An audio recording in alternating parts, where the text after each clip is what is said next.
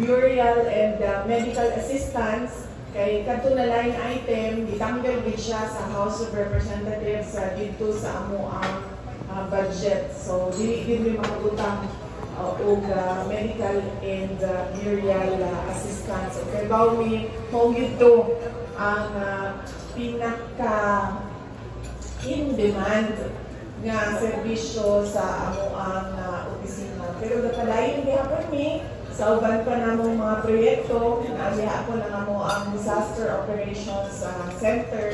So makatabang gihapon mi kung may sunog, kung may baha, simbako, kung may bagyo, simbako. So kana na mga dinalian o mga emergency na mga sitwasyon na naabiha ko mi pwedeng itabang sa ato ang mga kaigsuon na Davao. Ang sunod na pagpasalamat, maulitan kay President Duterte, ngayong hapon, nagka-istorya mi, ni dating Pangulo Duterte, i-update na po siya sa ato ang mga kalibukan dinhis sa Davao. Nangutana po sa iya kung unsa iya mensahe para kaninyong tanan karong buntag, kay ina na po siya no, madula tayo hugpong sa taong lungsod, hugpong ng pagbabago o PDP na Thanksgiving. Karong adlaw, ingon siya na iyahang mensahe mao ang siya, iyahang mga anak, iyahang mga apo, magpabiling pareho kaninyo sulugoon sa mga Davaoenyo o kaisulang Pilipino.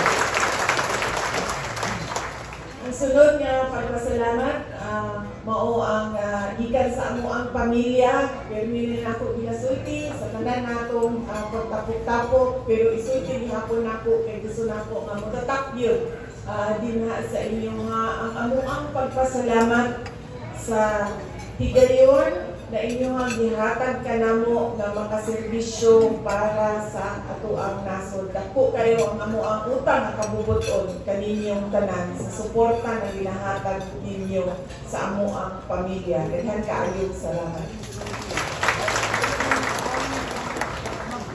Ang sunod nga mensahe nako mao ang paghatag nako og update no. Daghan ang mga tanan, kumusta na si President Duterte, kumusta na si President Digong, ang iyang kahintang dito, daghan sa ato ang pagtuyok sa ato ang nasod, ang musulti nga kalihog sugsulti kay President Duterte na mag-amping siya, ang kingan niya iyang kalusugan, ang iyang health, mag-ampo siya, daghan ang musulti na kalihog sugsulti kay Tatay Digong, mahal ko siya, in fact, kadtong nangampanya ko sa syudad sa Manila, pag nauna ko sa stage na igamay bata, nga itawag ko niya, naingon din siya sa ako ang ibalik mo dito sa ating bansa si Tatay Digong. Hindi na ang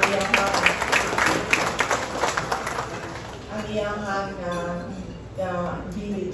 Actually, sa tinuulang kabalo mo, wala kayo po na the pressure atong kampanya diri sa syudad sa Davao sa mga ato ang kandidato sa senators. Ang pressure lang man ako ato dito tungod kay dili ilado no ang mga senators niya gamay ang uban sa mga senador dili ilado niya gamay na lang ang oras para ipaila-ila siya.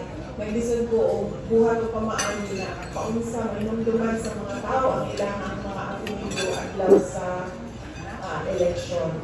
So, mao pero ang ako ang yung kanang debate na pressure kana yung gikan sa ICC na kaso ni President Duterte na kaya bisan siya pag mag-istorya mi mangutanan siya sa ako unsa man karos aman ko makauli sa Davao kung ginayang pangutana sa ako o pag mga abogado ang iyang kaistorya niya kada adlaw isa rin ang mensahe niya para sa ako masulti na siya get me out of here.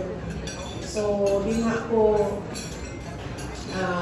medyo naka-feel o pressure na usahay sa gabi, sabi na po una ako saon kumamili siya o i-kidnap siya din sa ato ang nasod sa ako pag-kidnap sa iyakan dito mabalik na po siya mabalik na po siya dinhi sa ato pero naka-attend po misa no